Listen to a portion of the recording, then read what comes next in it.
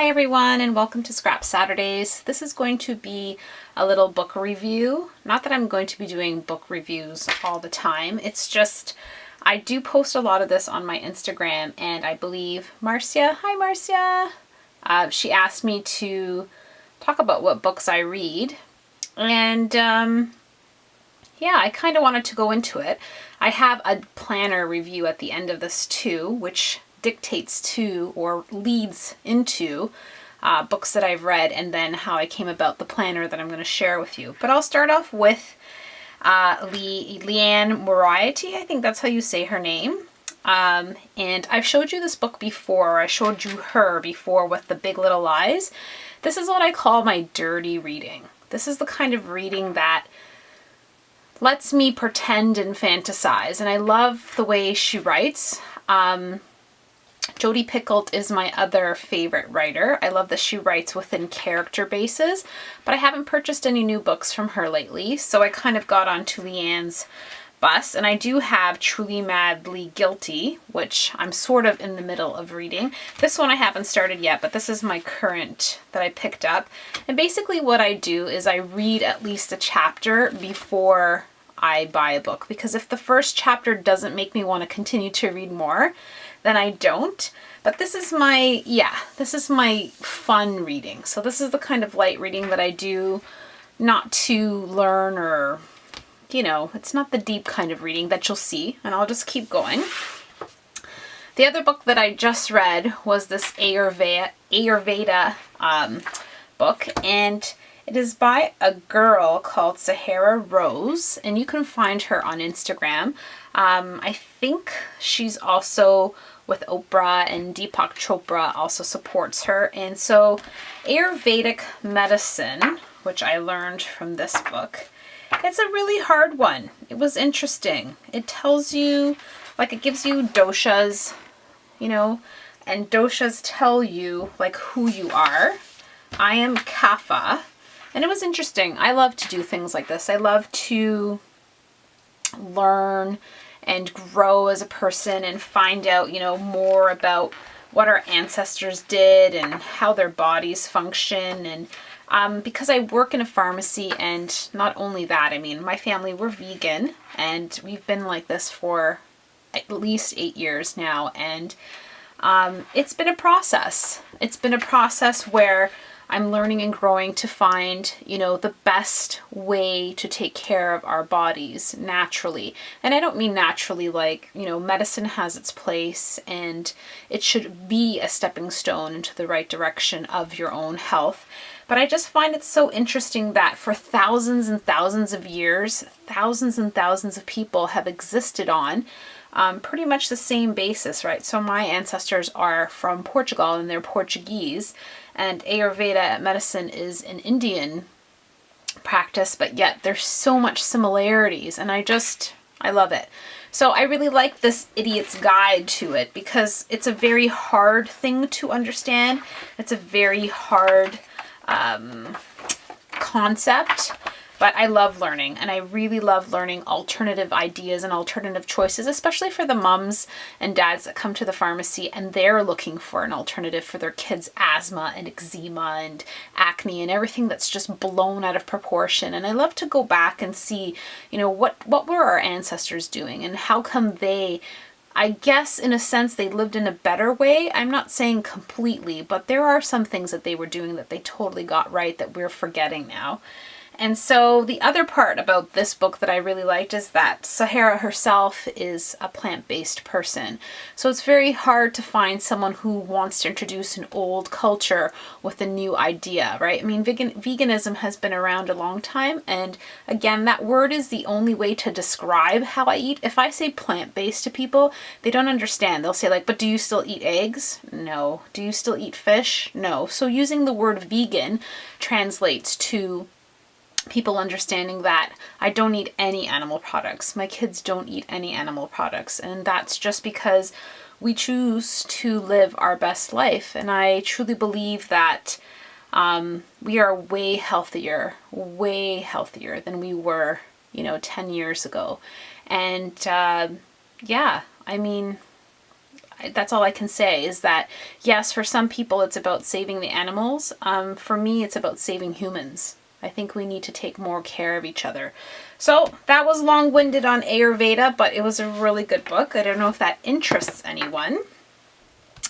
Another one of the books that I picked up is called Milk and Honey, and this now goes into the darker side of what I've been reading this summer. And it's not just this summer. I've always been attracted to, things that are hardcore and deep.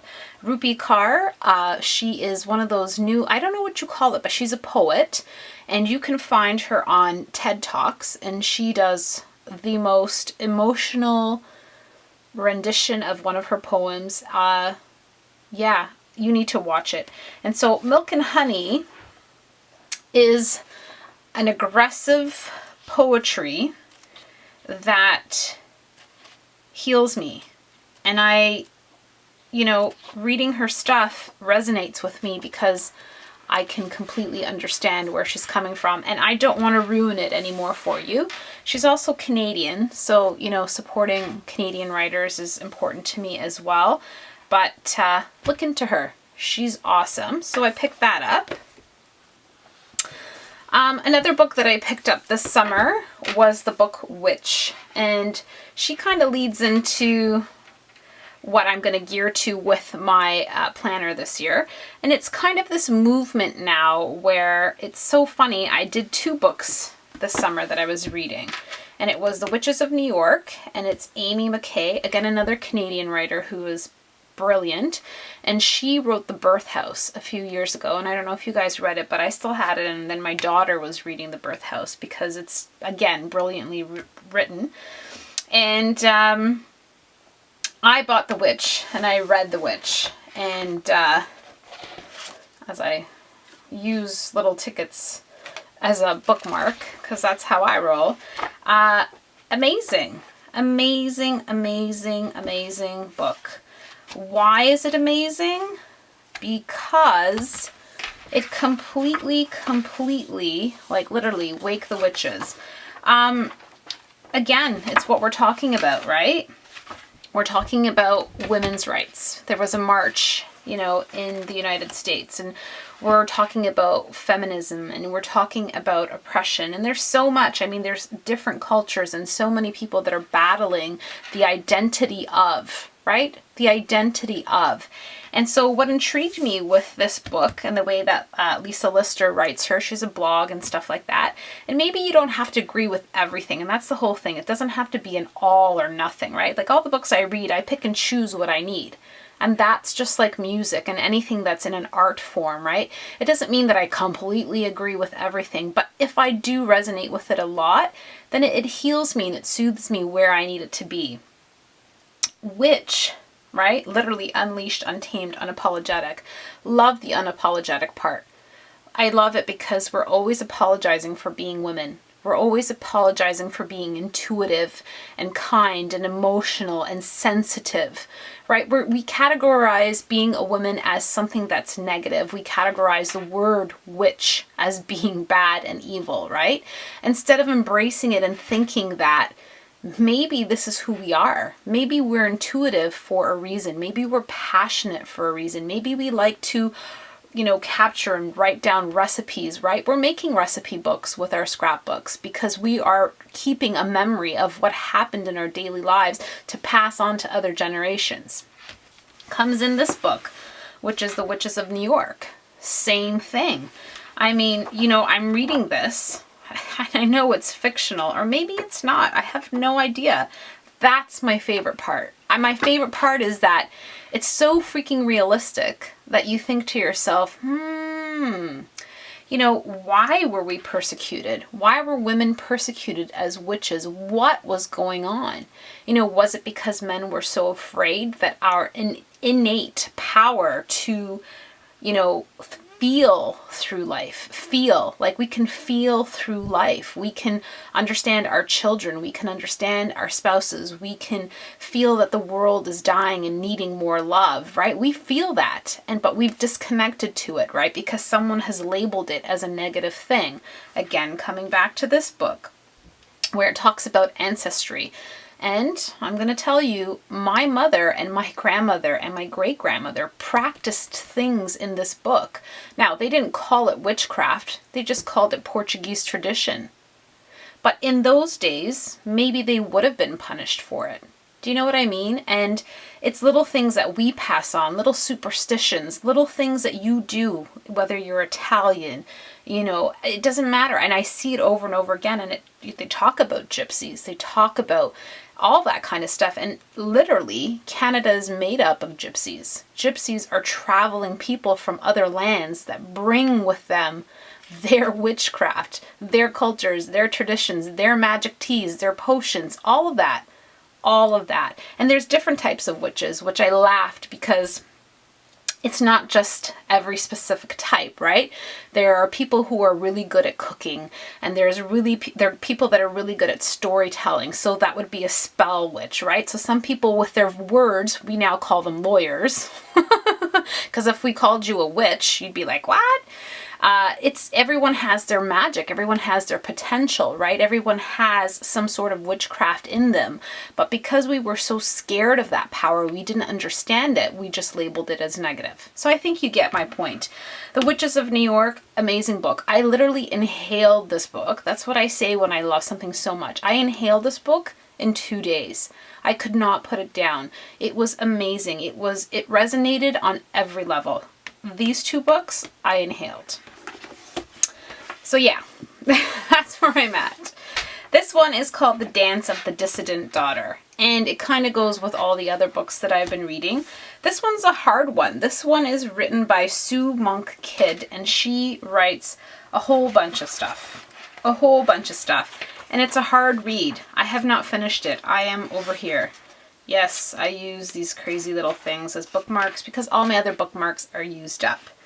And this one is a pausing one. This one is a thinking one. This one will push your moral thoughts because it does deal with God. It does deal with religion. It does deal with crazy, crazy sense.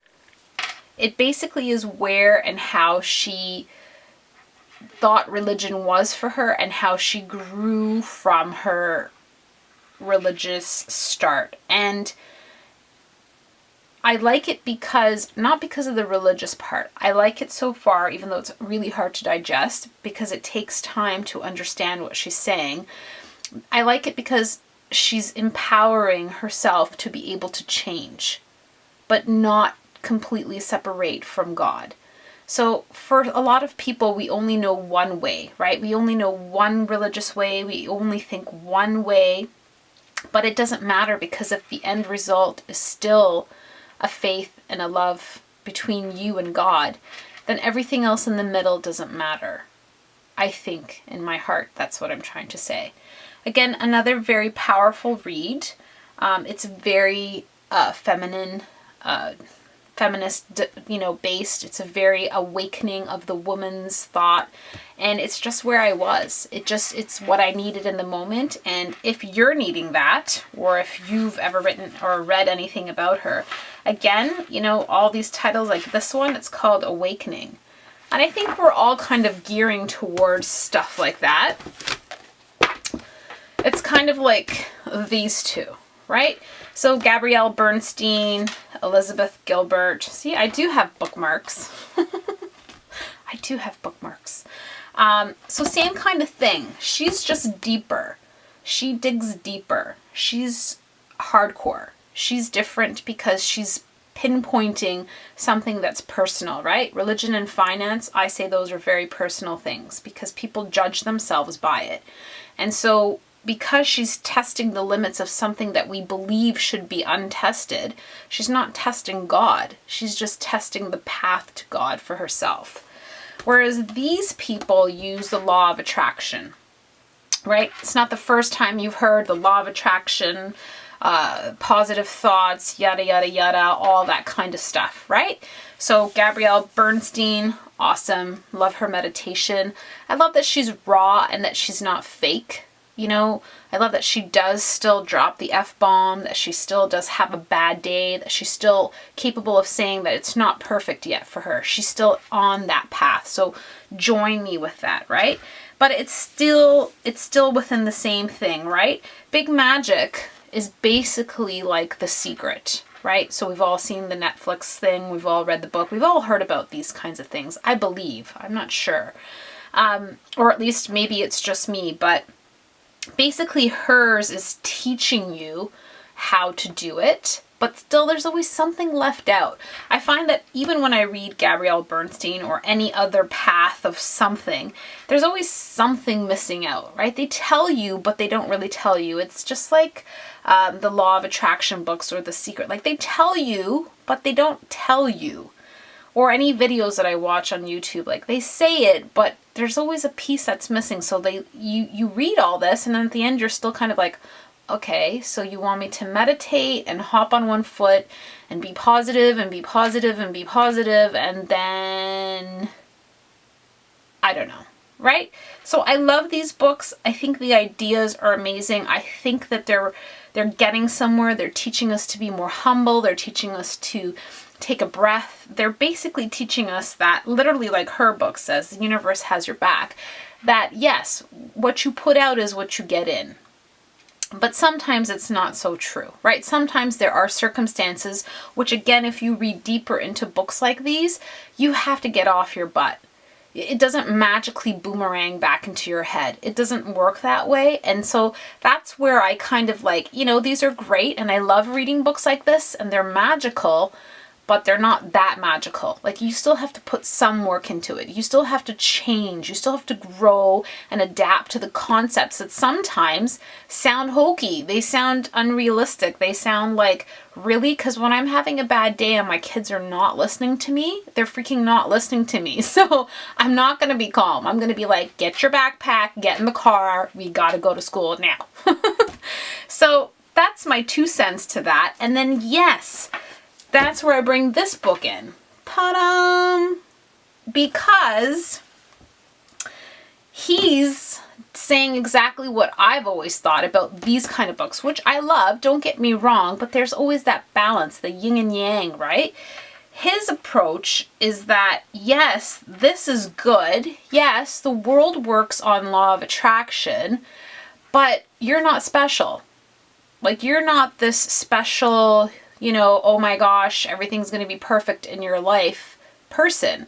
And he actually reveres that negative things have to happen in order for you to become this type of person, right? So most of the gurus, if I can say it, had to have a hardship in their life to get to the point of, I get it. Life sucks, but if you, accept it in a positive way, then maybe things get better.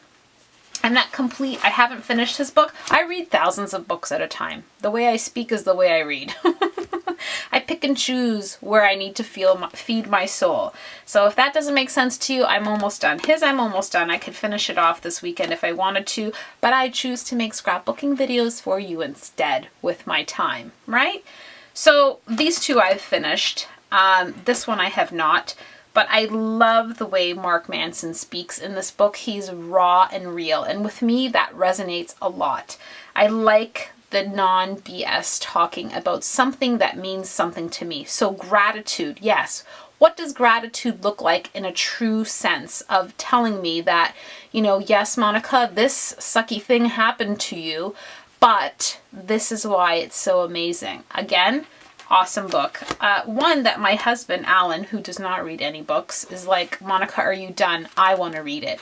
And I have to say that it's very, not to be negative or sexist, but it is a very unisex type book. Unless you don't like the way that he speaks, I mean, according to his title, it is vulgar, and he is not a sugarcoater. But again, I love the genuineness of it. So those are where we're at. Maybe no, I should keep that. The Untethered Soul. The Untethered Soul is my yoga book, which leads into the other big book that I've been reading. So again, one of my favorite types of bookmarks are the ribbon type bookmark. And this is how far I got on the Untethered Soul. I'm like almost done, right? I know you're going to hate me, but I'm being honest. I'm almost done.